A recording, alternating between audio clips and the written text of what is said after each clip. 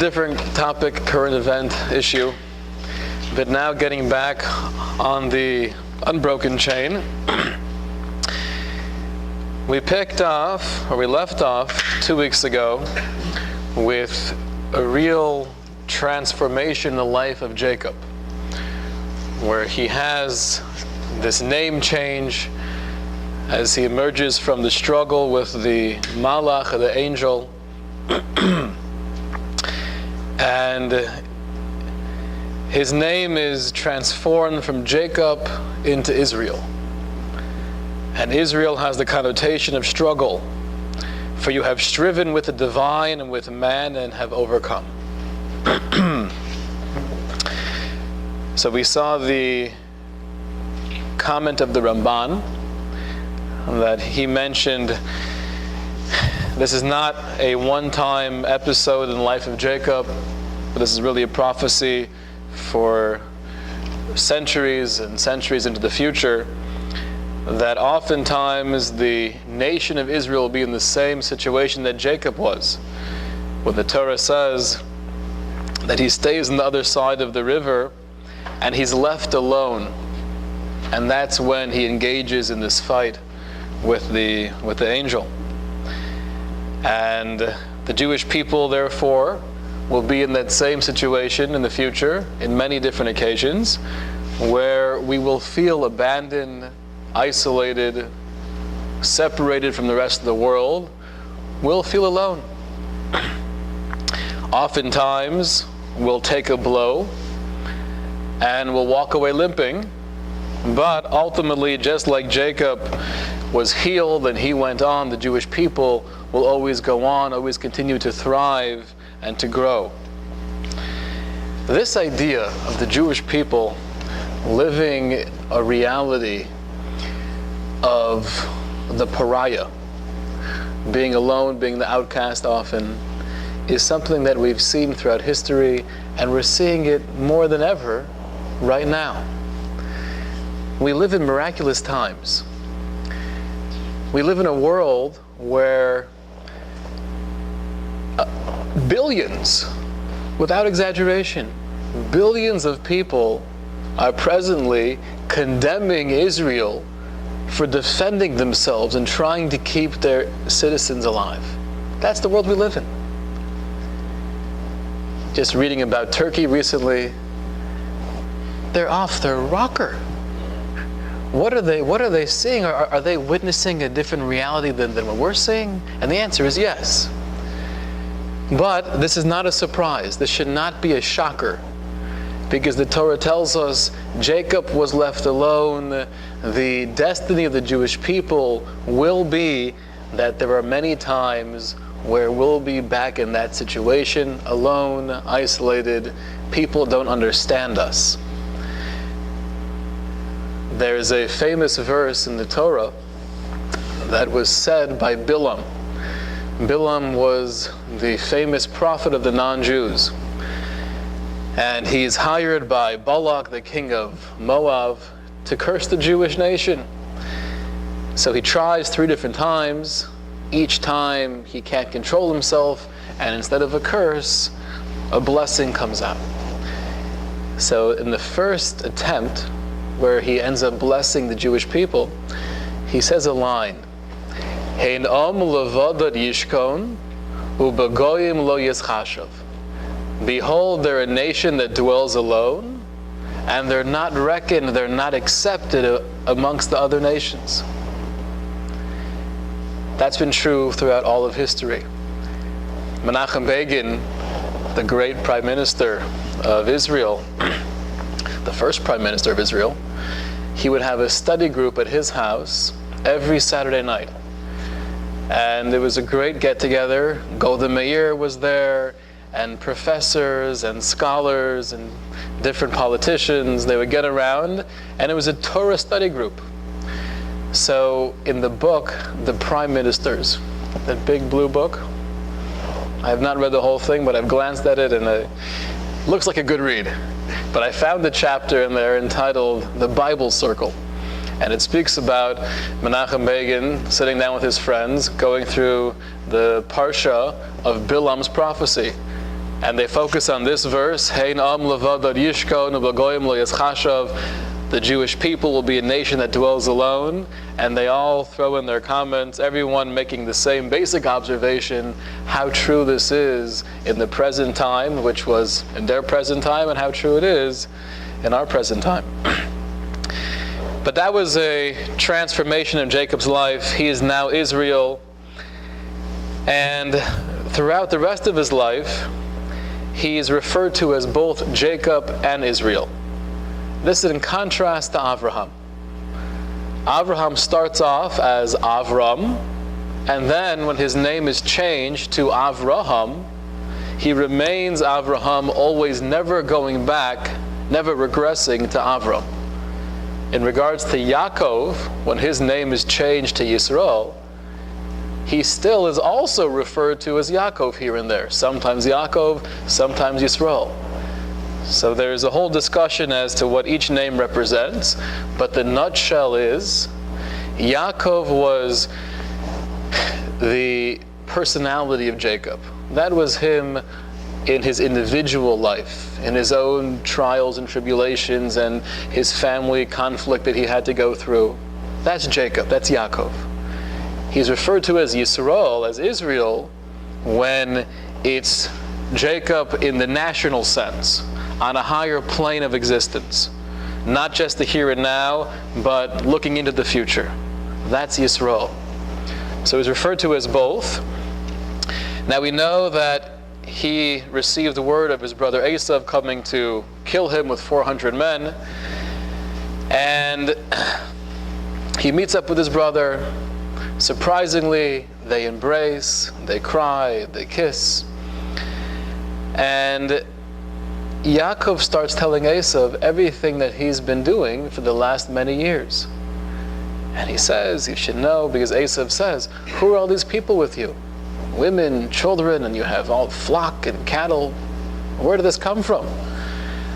So he says, well, I was by Lavan, Uncle Lavan's house for many years, and these are my 4 wives, these are my children, this is what I've been doing, all these great accomplishments. And you take a step back and you analyze that conversation. Esav was coming after you to kill you because he's jealous of you, because you received the blessing that he wanted, that he felt that he deserved. So why in the world, at your meeting, at your reunion, would you tell him all the great things you have going on? If anything, you should say, it's been rough, I've been cheated by Lavan, which he was. Speak about all the negative things that's happened in the last many years. You got swindled, and you worked for 7 years to marry Rachel, and you got tricked. It has not been easy for the poor guy. But instead, he's sharing with him all of his accomplishments and all of his blessings. Why would he do that to his brother who is so fiery jealous of him? Share an idea. What's there? Maybe it's like a statement of, you can't kill me because I am really blessed. Like Hashem's blessing me, as you can see, so there's nothing you can do to me. Interesting. The Rabbi almost takes the opposite approach. Oh. Not to say you're wrong, there could be 2 approaches. But the one that I remember seeing is the Rabbi. He was one of the great commentators in the 1300s. And he says, we see a very crucial lesson in human nature from this conversation. If you share your life with somebody, and what's happening, your accomplishments, your success, so that person feels that, oh, he must be very close to me. Why are you telling me these things? Why are you sharing with me the fact that you have, these are your wives, these are your children, this is what's been going on? Why do you think I care? It must be that you care that I care. Well, but the sibling rivalry, but this is a way that he was able to diffuse it by showing you that we're brothers.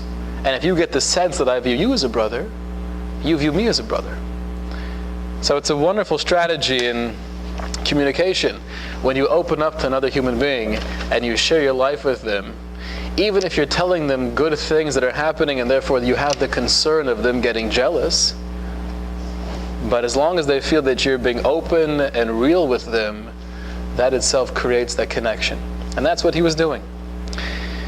However, they go their separate ways. Esav invites him to come along with him, and he says, I can't, because we can't go at your speed. I have to take care of my wife and my children. And he says something very intriguing. We can't go that fast because my children might not make it, and I'm responsible for their well-being.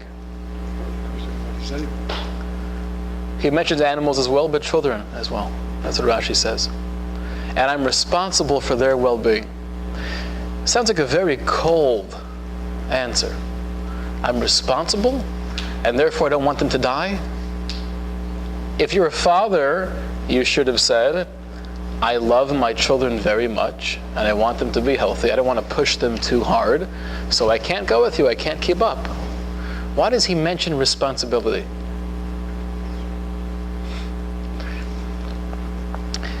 What is the most powerful force that a human being is able to tap into? I'm not sure. It could be on a high level. If it's love that's totally pure and grand, maybe. But in general, why do people defend their countries? Why do people serve in the IDF and go into urban warfare, knowing very well they're risking their life? Why? Is it because you love your country? I bet you many of them don't love their country so much. Duty, responsibility, obligation. That is the most powerful force in the human being. If I feel that I have to be here, nothing could faze me. But wait a second. The Muslims, you didn't get that because you're not going to heaven yet. Well, having a reward or having the treasure at the end of the tunnel might be helpful. But it's hard to get into their mindset. I'm not going to even try to go there. But viewing people, who are committed, who are devoted to a cause, having that sense of obligation is the most powerful emotion a human being can experience. And it's true within relationships. I learn with people oftentimes before their marriage. I'm actually working with a couple right now. And I always ask them the question, what do you guys think is the foundation for your relationship? So I give them 4 choices. Love, respect, understanding, none of the above. About 3 of them. What is the foundation? Now a foundation or a building block by definition has to be something that's constant, that it's always there. Love, respect, understanding, none of the above. So I think the answer is D. We say often, your child will turn to you and, you don't love me. Well, I do love you, I just don't like the way you're acting. Right now you don't feel love. Let's call a spade a spade. You don't feel love right now. You would give your life to save their lives, but you don't feel it. It's not there, it's not on the front burner, it's not conscious. To have real love that's always present no matter what, and to feel that and to have that as a driving force, that takes perhaps decades to accomplish. So you can't build off love, you can't build off respect, because oftentimes, I don't respect you right now. Based on what you're doing or based on what you're saying, it's hard to feel that respect. Sometimes I don't understand you. I have no idea where he's coming from. He's on a different planet. So therefore the answer is D, none of the above. The only foundation, the only real building block for a relationship is responsibility. I am here to make this work. I'm responsible for this relationship. Commitment, exactly. And that's what Yaakov was saying. Putting aside my love and all my natural feelings of a father, I'm responsible for my family and therefore I can't go with you.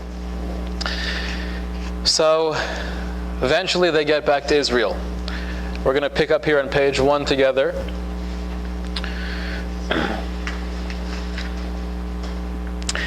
As they're on their way back, the Torah tells us that Rachel is now very pregnant with her second child. And this is source 1 on the page, verse 17, and it was, when she had difficulty in her labor. And the midwife said to her, "Have no fear, for this one too is a son for you. The child is here, you have a boy, he is healthy, he'll be okay." And it came to pass, as her soul was departing, for she died, that she called his name Ben-Oni. Literally that means the son of my affliction, or the son of my pain. But his father called him Binyamin. Thus Rachel died, Rachel dies, and was buried on the road to Ephrat, which is in Beit Lechem. Jacob set up a monument over her grave. It is the monument of Rachel's grave until today. And you can go to Israel and we visit Kever Rachel, the grave of Rachel. So she calls her son Ben-Oni, the son of my affliction, and he calls him Binyamin, literally the son of my right hand, which represents strength. Yaakov's intent was, I want to keep what my wife said. I don't want to change it totally. But yet to call him the son of my affliction for the rest of his life, he might not appreciate that. So to tweak it to Binyamin, where it's more of a positive feel, the son of my right hand, but we're still incorporating Rachel's idea of Ben-Oni. So here we have the 12th son born to Jacob. 11 sons and 1 daughter were born while they were at Uncle Lavan's house. And now on the way back to Israel, Rachel gives birth to her second son. Her first son was Joseph, and now her second son, Binyamin. Source number 2. Jacob settled in the land of his father's sojournings, in the land of Canaan. These are the chronicles of Jacob. Joseph, at the age of 17 years, was a shepherd with his brothers by the flock. But he was a youth. The Torah defines Joseph as a youth, meaning to say, he was a kid, and he did things that were kind of silly. Eventually, he will become Yosef HaTzadik, Joseph the righteous. Very, very few people throughout history have the title of HaTzadik. So he made it big. But when he was young, he made some mistakes. But the Torah tells us in verse number 3 that now Israel, not Jacob, but Israel loved Joseph more than all his sons, since he was a child of his old age, and he made him a fine woolen tunic. Now, the fact that Torah is telling us that Israel loved him means it was more than just this kid in particular. I like his demeanor, I like his attitude.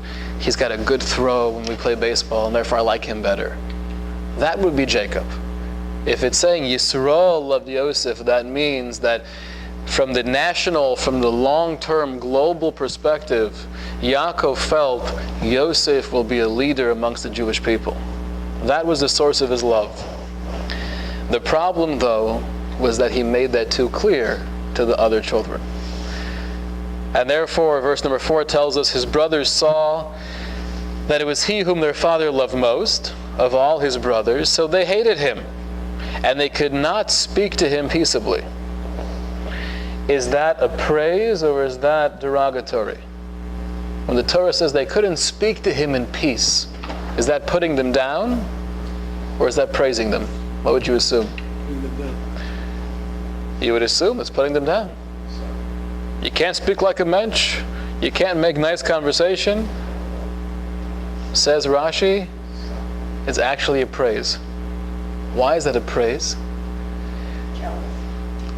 Because they recognize him, his qualities.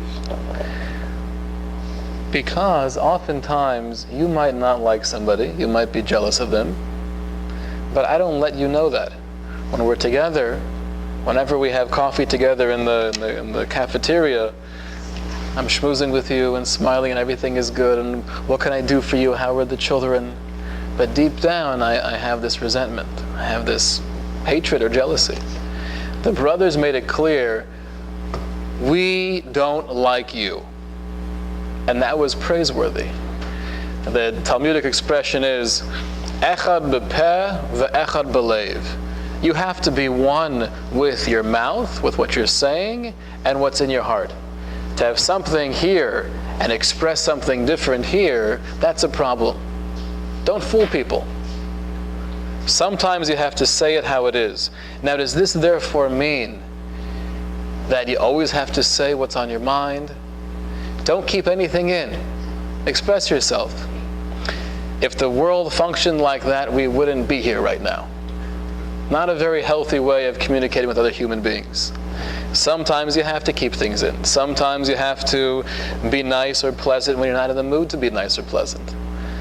Sometimes you hold something back when you want to give someone criticism. But when it's ever a danger to somebody else, if your hatred could be potentially detrimental to that person, which in this case it was, don't fool them. The brothers didn't fool them. They were very open with their feelings. Now Yosef, again being this youth, he has dreams. And we're going to have to see if these dreams were prophetic in nature or they were just random dreams. So he has two dreams. The first is that he's out in the field, that we were binding sheaves, and behold, my sheaf arose and remained standing, and all of yours bowed down to mine. That's one dream. And the second dream, he says, that there was the sun and the moon and 11 stars, all bowing down to me. So his brothers were jealous of him, but his father kept the matter in mind. It uses this phrase a couple times with Jacob. He kept the matter in mind. He was a very thoughtful person. He was not one to act with haste, to do something quickly without thinking about it. But he's trying to analyze it. I see my sons are jealous, got to be more careful. Here's where the story begins. Here's where the action starts. Jacob goes to Joseph and says, your brothers are in Shechem pasturing their flock. I want you to go check on them to make sure they're okay. So Joseph says, sure. He goes on his way. The Torah tells us that he's wandering around and a man discovers him. So the man asks him, saying, what do you seek? What are you looking for? Joseph replies, verse 16, my brothers do I seek. Tell me, please, where are they pasturing? So the man explains that I saw them and they went towards Dosan. You could follow them there. So he does so, and his brothers see him coming. And as he's approaching, they say to each other, verse 19, they said to one another, look, that dreamer is coming. So now come and let us kill him and throw him into one of the pits, and we will say, a wild beast devoured him. Then we shall see what will become of his dreams. True or false? The 11 brothers of Joseph were righteous, special, spiritually lofty individuals. True. The proof to that is the 12 tribes that comprise the Jewish nation in the spiritual sense and the political sense. The 12 tribes come from the 12 brothers. They were all very accomplished individuals. So how do you have the 11 brothers? Well, let's not, I'll be more accurate, not the 11 brothers, 10 brothers. Because Benjamin, the youngest one, is not involved with this. So you have 10 of the brothers saying, let's kill him. And they're contemplating that idea. It's one thing to be jealous of a sibling, but to suggest killing him, that's taking it too far. So there is a principle we actually spoke about last week, the idea of rodef, which is the halachic principle of, like we mentioned, if A is pursuing B, and the only way to stop A and save B is by killing A, then you are allowed to and actually morally obligated to kill A in order to save B. So their thought process was as follows. From the dreams that Joseph is having, from his arrogance, from the way he's presenting himself. He's a real danger to the future of the Jewish people. We can't have him amongst us. It will not be good. It will not be beneficial. Therefore, we have to get rid of him. He has the status of a rodef. Now, the rodef license has really been abused throughout history. In probably the most recent scenario, we had the Yitzhak Rabin. The assassination of Yitzhak Rabin. The person who killed him was a religious, whatever that means. He looked like a religious Jew, but his rationale was that he's endangering the lives of the Jewish people by giving back the land, and therefore it's a mitzvah to kill him. He's a rodef. So it can be abused, and it has been abused. In this situation, the brothers felt this was the best option. And then Reuven, right, the oldest of the brothers, says, 1 second, let's not shed blood. Let's not kill him. We'll throw him into one of the pits, and we'll get rid of him that way. Because the halacha is, in regards to a rodef, that if you could stop him, for example, by shooting him in the leg, and by doing so you could save B's life, then if you shoot him in the heart or the head, you're a murderer. So Reuven was saying, there's another way to protect ourselves and the destiny of the Jewish people. We don't have to kill him. We'll throw him in one of the pits, and whatever happens, happens. But why kill him directly? There's a very obscure comment here from the Or HaChaim. The Or HaChaim is one of the more Kabbalistic sources in his commentary to the Torah. And he says that Reuven was trying to see whether or not God really wanted him dead. And he said as follows: if we kill him ourselves, then we're not going to know what God really wants, because we're choosing to kill him. But if you throw him into the pit, and it's a 50-50, I'm not sure if he lives or dies, but then we'll know what God has in store. Now, at first glance, that sounds like a decent commentary.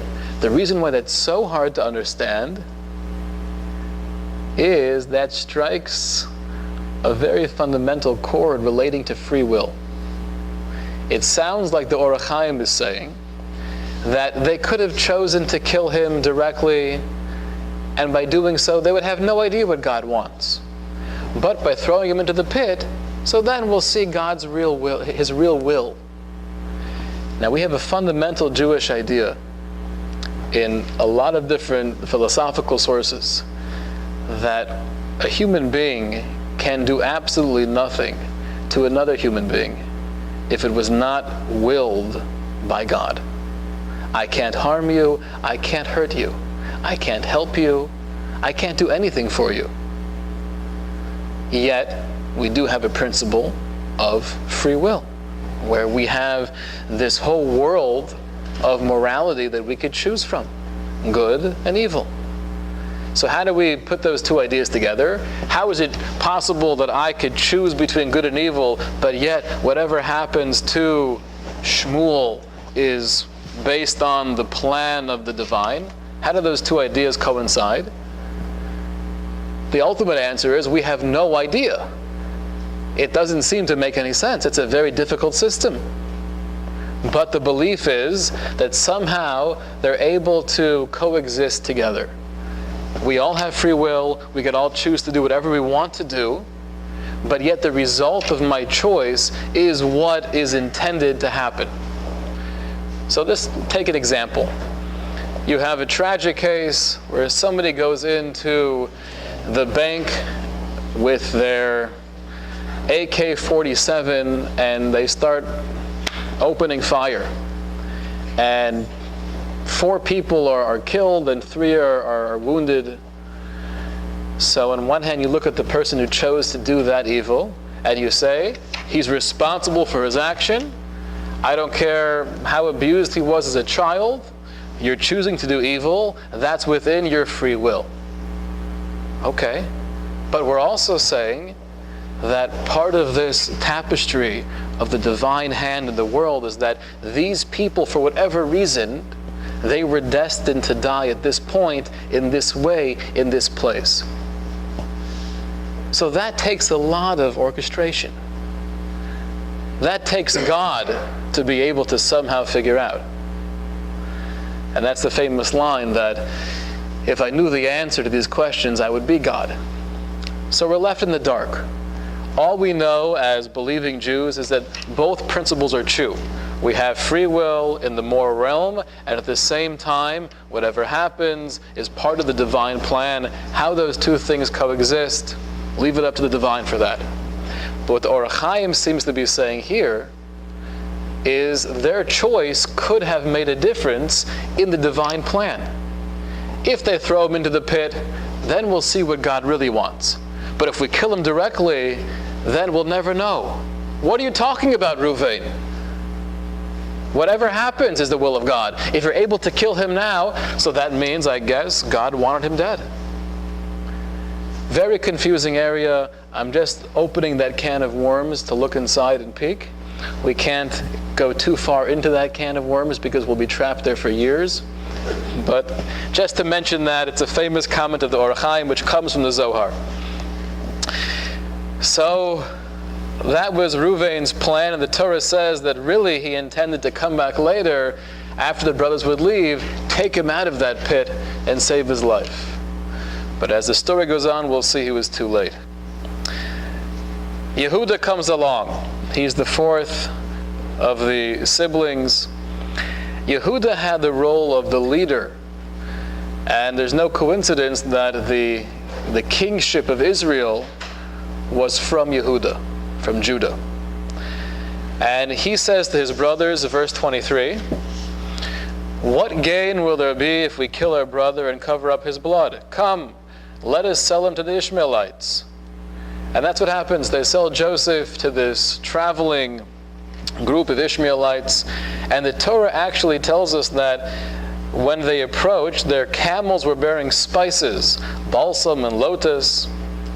The Torah is very, very careful with its choice of words.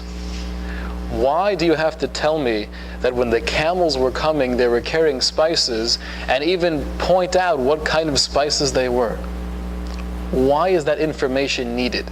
When you learn Talmud, it'll go into every word. It'll sometimes say the extra letter in the word hasada is teaching you a whole world of information because it has the hey. Every letter, every word is precious. So why does the Torah say the camels were coming with their spices and they were the ones who bought Yosef and took him down to Egypt? Rashi explains, because those were very good smelling spices. It's true he was going into slavery. It's true you could imagine his anguish that he was going through, his brothers turning on him, selling him, getting rid of him, not knowing what his destiny would be, not knowing if he would live another day. But at least as he was on that wagon, it had a nice aroma. The lesson here is powerful. No matter what's happening in life, don't lose sight of the small blessings. If I had a rough week or a rough day, if there's tragedy around me, but I'm still able to enjoy a good cup of coffee, enjoy the coffee. You can never lose sight of the small blessings in life. Stop and smell the roses, even in a situation where you're going down to Egypt to be sold as a slave.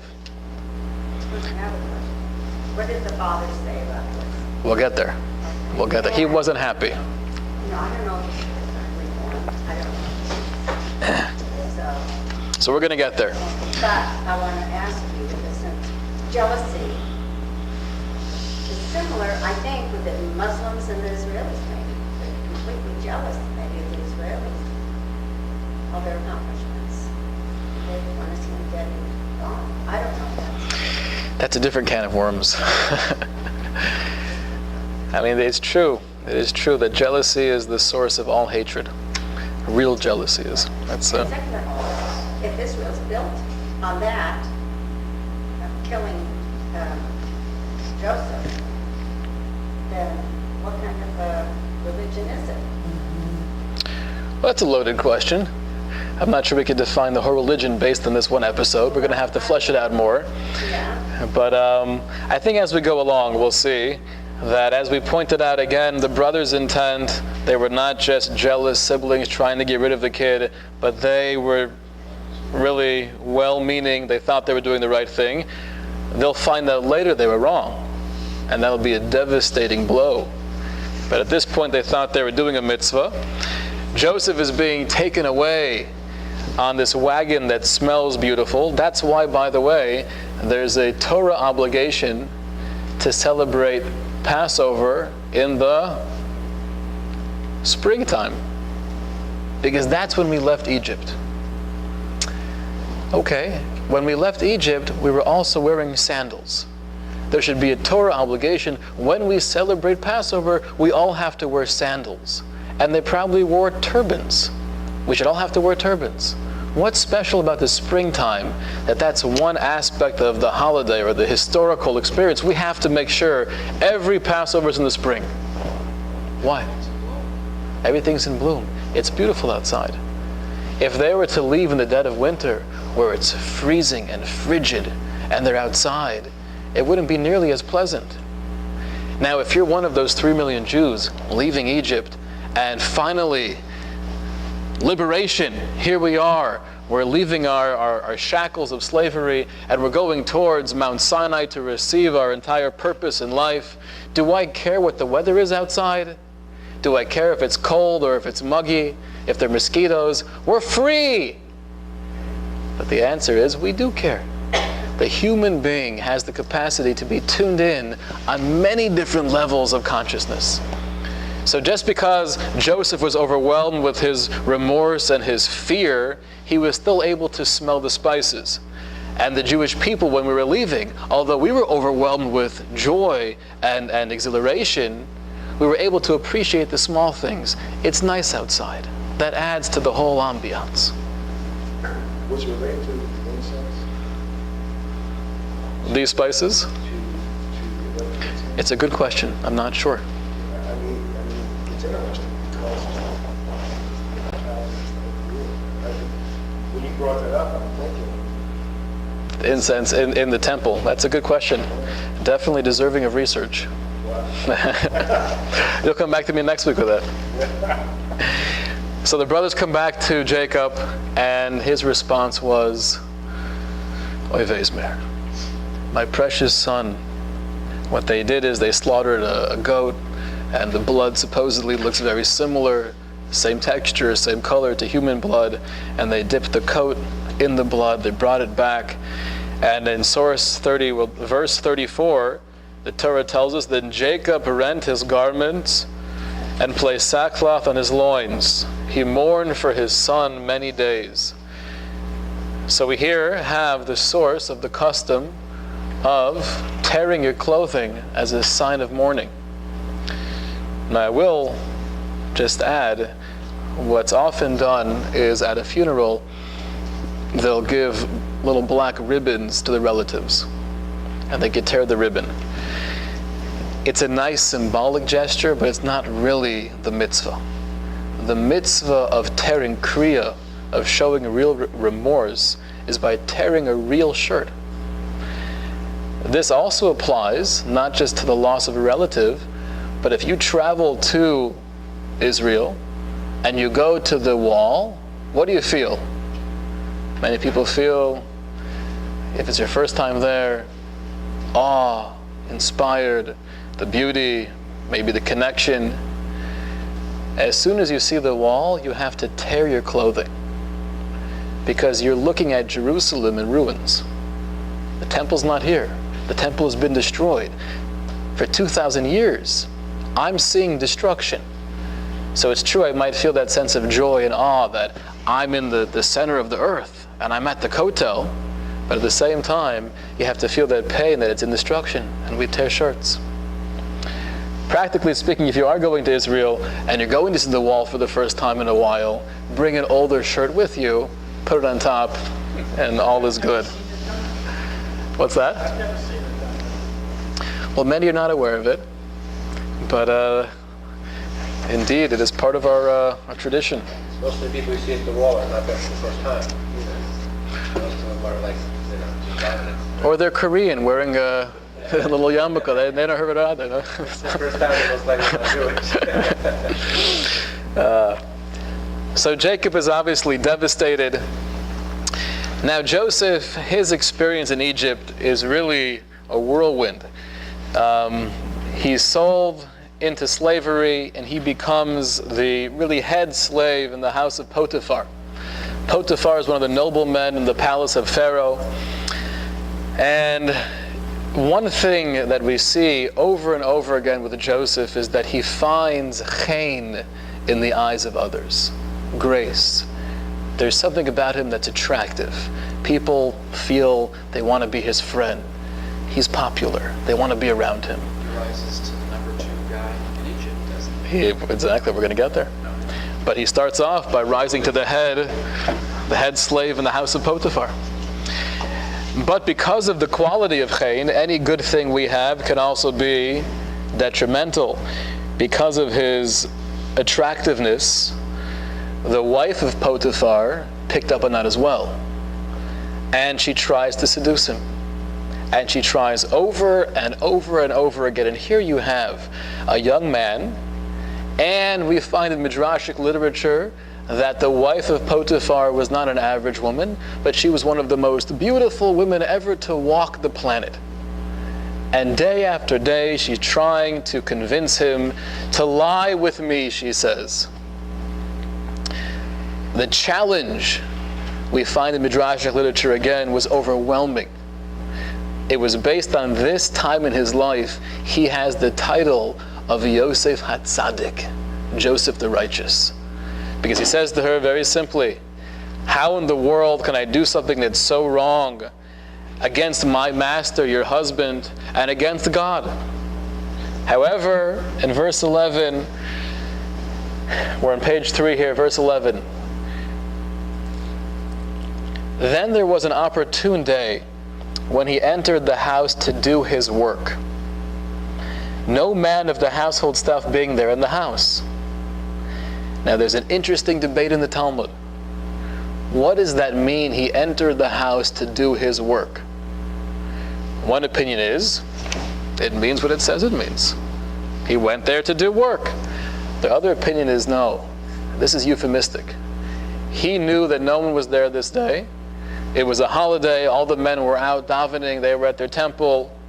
No one was there in the house except for the wife of Potiphar. So he went with the intent of finally acquiescing and being with her to do his work, because no man was there.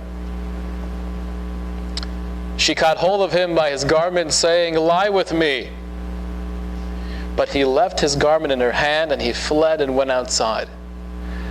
So even according to the second opinion, that he went there having in mind to finally give in to his passions, when the moment came, he was able to resist. What was it? What was that boost of motivation or inspiration that did it for him?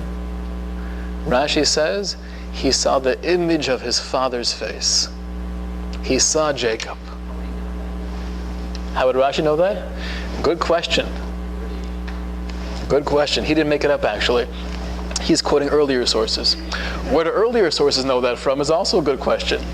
So sometimes an interpretation in the Torah is based on Rashi or the Rambans or the Sfornos looking into the words carefully and deducing something or finding a little bit of a clue. And sometimes an interpretation is based on Masorah. It's based on tradition. Something that's been passed down from generation to generation. So I assume this is in the latter category. It was a tradition, but that was the main thing. It wasn't his fear of God. It wasn't his belief in humanity. It was just seeing his father's face that got him over the edge. Now, he was a very smart man. Why in the world would he leave his cloak in her hands? I'm sure you're a lot stronger than she is. Grab it back and then run. You know what she's going to do. And she did. Let's read a little bit further. 13, when she saw he had left his garment in her hand and fled outside, she called out to the men of her household and spoke to them, saying, look, He brought us a Hebrew man to sport with us. She claimed that he tried to rape her. And here's the proof. I have his cloak in my hand. And because of this, the husband of Potiphar himself throws him in jail because of the attempted rape.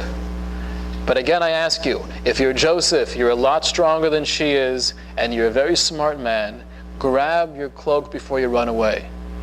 Don't make it that easy for her. So I'll share with you what Reb Chaim Shmulevitz says. Reb Chaim Shmulevitz was one of the great personalities of the 20th century. And he says a very, very keen insight. Yosef knew at that moment that it was a very, very sensitive, very subtle struggle. He was that close to giving in. If he would have fought with her even for 3 seconds to get back his cloak, he might have failed. Game over. So he knew the only chance I have is to run now. Even if it'll get me messed up in the future, I can't stay here another second. I'm not going to make it. And we find this concept even amongst great people. There's a famous story in the Talmud about Rav Amram. Rav Amram, a chassid, was a righteous man, and there were captives that were redeemed and brought back to his house, young women, and they were placed in the attic. And they were there for a night, and then they were going to be transferred back to wherever they came from. In the middle of the night, something gets a hold of him. There's this uncontrollable desire. So the Talmud says he grabs the ladder, he puts it right up there, and he starts climbing up the ladder. But halfway there, he stops himself and grabs onto the rung of the ladder, and he yells out, "There's a fire in the house of Amram! There's a fire!" People hear this, they come rushing in, and they see him on the ladder, and it doesn't look that good.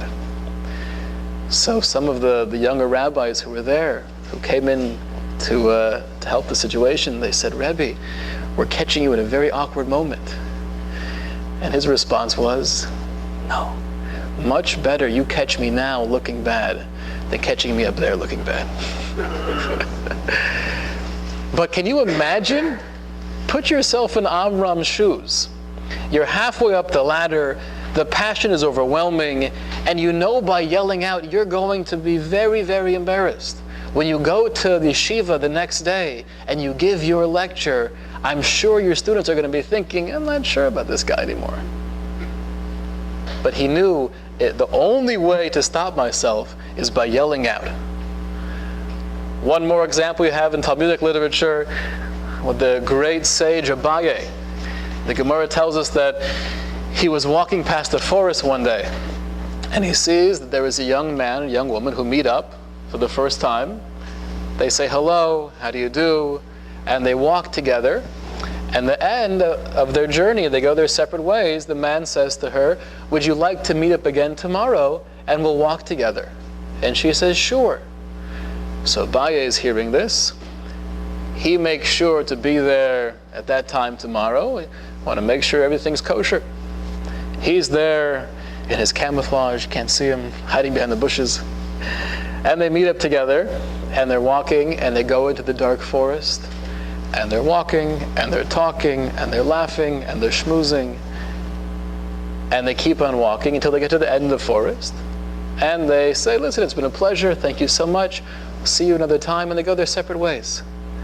And Abaye is shocked. He goes back to his yeshiva, and he gathers his disciples together, and he says, "I want to tell you what happened. This is what I just saw. And I want to share with you something. If I would have been that young man, there is no way I could have held myself back." This is Abaye saying this. So you have Yosef HaTzadik, the greatest human being, one of the greatest ever to walk this planet, who he knew if he had to fight with her for 3 more seconds, he might give in.